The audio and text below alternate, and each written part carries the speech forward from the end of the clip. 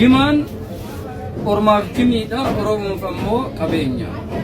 ayye ka qotuuf qotile amiin ka fuudhuuf amile amiin ka beeleef midhaan amiin ka dheeboteef bishaan amiin ka dadhabeef yaabbii amiin ka balleesseef gaabbii amiin ka barateef digrii amiin ka daldaleef birrii amiin shammaaneedhaaf kirrii amiin fira dhabaaf aanaa amiin ka qorrateef baanaa amiin beelladootaa marga amiin manguddootaa marga amiin kan ilmanneef dhaltii amiin shamarraniif martii amiin oromoof tiraasii amiin oromoof kilaashii amiin eerroodhaaf hidhannoo amiin finjifannoo amiin waljaallu bollummaa amiin oromootaaf tokkummaa amiin sabaaf bilisummaa amiin biyyaaf walabummaa amiin keessatti haqummaa amiin keenyatti abbummaa amiin dagatamaaf laala amiin kan dhibameef yaala amiin kan yaanneef madaala amiin cunqurfamaaf mirga amiin ilkaaniifis erga amiin ka barreessu walaloo amiin sasirquu yeedaloo amiin bootaaf qabatan dhabin amiin dhabaaf argatan dhabin